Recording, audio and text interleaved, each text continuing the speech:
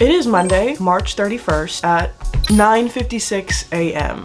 To be honest with you, I really don't want to do anything besides read. And so I figured we would kill two birds with one stone. I'm gonna read all day today, and we're going to see how many books I can finish before March ends. I want to read super fast paced, really interesting books, and I would like to read as many of them as I can before the day is over. So I just got to the coffee shop, and I don't know, it seems kind of busy, like there was only one spot in the parking lot, so we'll see if I can actually find a seat in there. I did bring Such a Quiet Place by Megan Miranda, which is also a book that I'm reading for another video. Because I only have like an hour of this book left in the audiobook, I do want to see if I can finish this book first while I'm in there. We're gonna go ahead and go in there because I am craving a chai latte so bad right now. Okay, so change of plans. That coffee shop literally did not have a single seat open, so we're going to read in my car outside of the coffee shop instead because I don't feel like going home.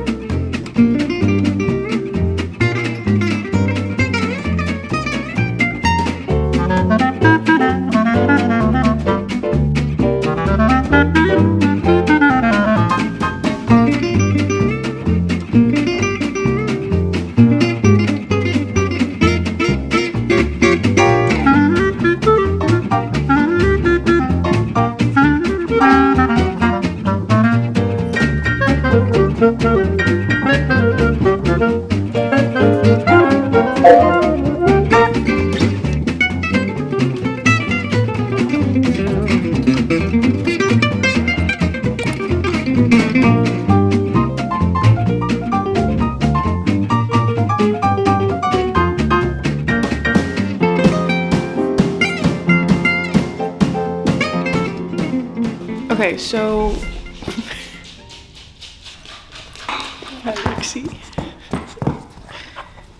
Everyone meet Rex. Come on, bud. Rex. Okay, besties, we have a slight change of location because my husband had to take a work call and we don't have service, or good service at least, at our apartment, so we're here for the time being. And in the car, I did end up finishing Such a Quiet Place by Megan Miranda. I have all my thoughts in a separate video for that, so if you want to hear my thoughts about it, go watch that. But now we have to decide what to pick next, and because we're trying to read as many books as we can today, I obviously want something that's going to be a page turner that's just going to keep me wanting to read more. I think we're kind of back in our thriller bag a little bit for that, to be honest with you. I was hoping to get to a fantasy book, but I just don't think that's the vibe for today at least. Okay, we're gonna get back into fantasy in April. For the three books that I have, just like option, Listen for the Lie by Amy Tintera. I heard that the audiobook for this is really, really good. So I was planning on, if I did end up picking this up, I'm going to immersive read it because everybody was saying how that is the way that you want to go with this. I have no idea what it's about. I think it's about like a true crime podcast, which it's kind of giving, in my head, I don't know because I haven't read the book yet, that's kind of giving me like Good Girl's Guide to Murder vibes, if you get what I'm saying. Also have The Hawthorne Legacy by Jennifer Lynn Barnes. I have a sticky past with this book in particular because I've DNF'd it like 3 separate times. I love Jennifer Lynn Barnes' writing style. Like I love how easy it is to get through her books. So I was thinking that like if all else fails, I could just get through this because I know it's going to be easier to read and I know I'm going to be able to get through it quickly. So this is on my radar. And then also I picked up To Have and to Heist by Sarah Desai. I don't know a ton about this book. Based on the title, I'm assuming it's going to be like a romance, but kind of high stakes because they're doing some heist stuff. And I don't want to know what it's about going into it. I know I could literally find out here. I don't want to. I don't know. This just seems like it would be cute. And I forgot that I had it on my bookshelf. And then whenever I was looking and browsing for books to read next, it kind of like stuck out to me. But now talking to you about it, I do really want to get into Listen for the Lie by Amy Tintera. There's just something about it that's drawing me in. So I think this will be the one that we go to next.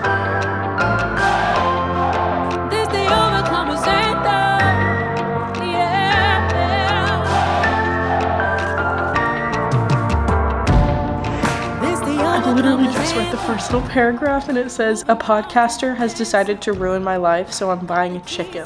I don't know why that's so funny to me. I think this is gonna be the book. Whole squad gotta walk right. Tell the enemy it ain't a fair fight, cause the battle's already lost. Check the scoreboard, yeah. 1,000 votes to my left, 10,000 votes to my right, but I'm with the most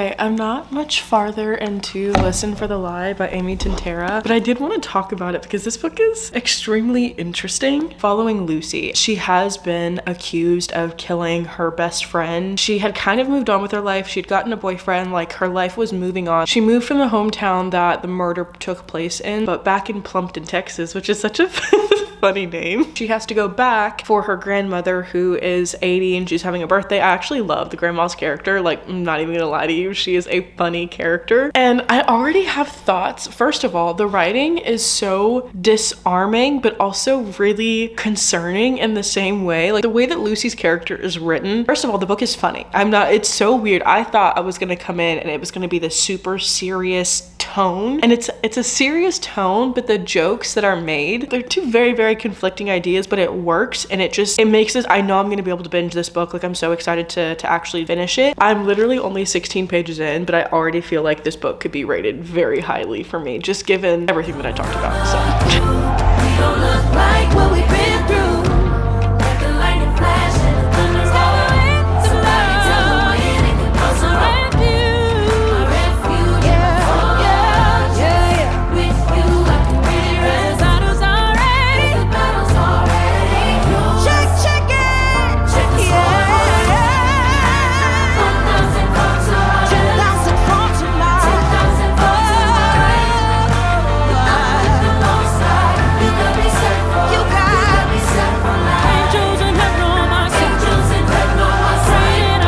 Okay, I realize that the lighting is a little orange, but it's like 10 o'clock. We just got home and I'm in my library. Ooh, there's nothing I can do about that right now, okay? Anyways, before I left my parents' house, I did end up finishing Listen for the Lie by Amy Tintera. I have so many thoughts, yet so few thoughts at the same time. Like, obviously I can't fully explain my thoughts on this book. Okay, so I'm gonna give you very, very vague, just kind of loose ideas, and I'll obviously tell you what I did like and what I didn't like. If you can hear the fan in the background, I'm sorry, but it is actually so hot in here.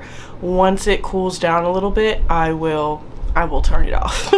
The immersive reading experience where you like listen at the same time as you read, it is so good. I absolutely loved it. The audiobook was phenomenal, I will say. Cast did such a good job. There's this guy that is trying to get a hold of Lucy because obviously there's like this big mystery around, did she do it, did she not do it?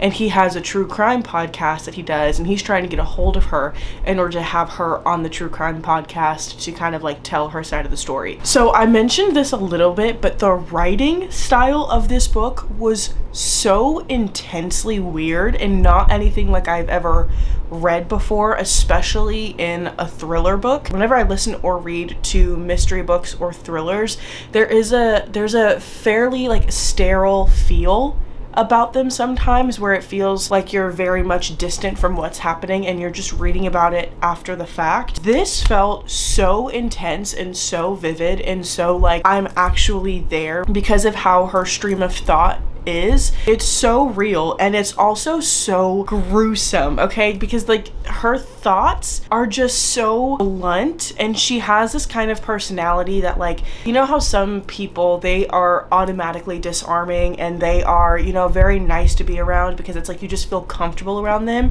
She feels so uncomfortable and you're basically just stuck reading that. Feels very, very uncomfortable to read, but it's also super intriguing because she's funny too. And so she would like just say stuff that was so off the cuff, but you wouldn't want to laugh because of the subject matter. It's such a weird feeling that this book had. And like towards the end, it started to transition from funny to way, way more uncomfortable and concerning and just like, what is going on? So I gotta hand it to Amy Tintera for doing that because that was insane. I've read quite a few thrillers in my day, and I've read quite a few thrillers that were very haunting and disturbing. This wasn't even disturbing. It was just like it was disturbing because of how it was written, but there really wasn't there was some graphic nature to this book because obviously it's a thriller. We're dealing with somebody getting killed. Like it's obviously going to be gruesome in that way, but it wasn't overtly gruesome,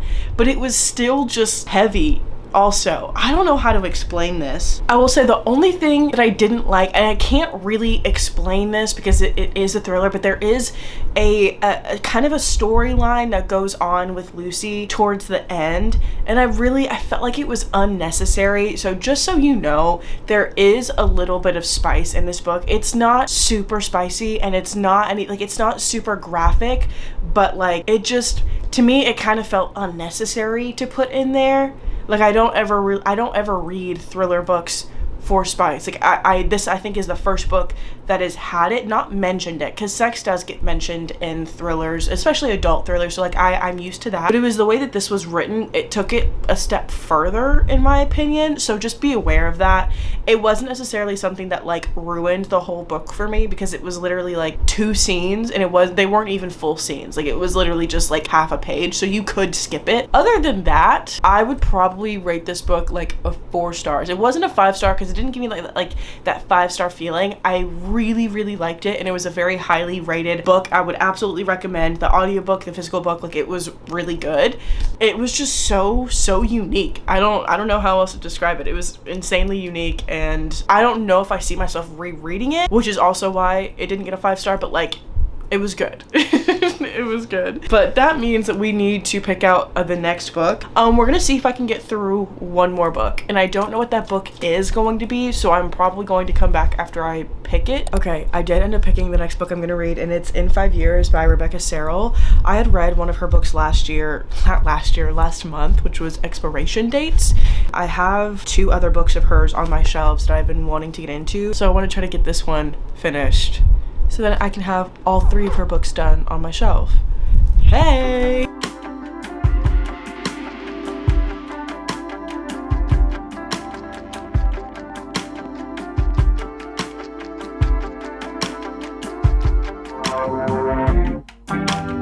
No one knows what started this.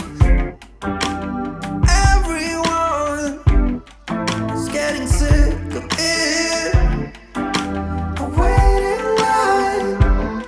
I'm only Okay, hi. It is a lot later now. It's 11:11. Can you see that? Yeah, okay. I think I'm going to bed. Let's talk about this book though. Yeah, I'm 104 pages into In 5 Years, so I got a good chunk of the way through. I only have like an hour left, but it's literally getting like painful to keep my eyes open, and my eyes hurt from reading all day because it's been a hot minute since I've read 2.5 books, we'll say, in one day. So I need to go to bed. I'm exhausted. I'll tell you my thoughts. Hold on. Is that better? Okay, my thoughts on this book are close to none. At the beginning of the book, the main character, she's very much like, she has her whole life planned out for her, right? She has everything planned out. There is no room for play, and her best friend is the complete opposite. Like, her best friend is as lax and just kind of chill as you can get. And Danny, the main character, the FMC, obviously she wakes up 5 years in the future, spends an hour with this different dude, then she goes back to her life. The direction that this took, I wasn't expecting for some reason. Like, it makes sense because like after she spends that hour in the future, we very quickly get to like 4 years in the future. It's interesting. It has an interesting kind of pacing to it. But the way that this is going right now, I don't know how I'm going to be able to root for the MMC and the FMC given the current circumstances. This just feels like I'm not going to end up agreeing with the way that they got together, which means I'm probably not going to end up liking this. I don't know. It's possible that I could, and I'm just like, there's a way that they get together that I'm not seeing. But as of right now, I'm not sold on it. I'm really not. I'll probably finish this tomorrow with you guys and keep it as a part of this video because I started it in this video, but I'm going to sleep. I will talk to you guys tomorrow.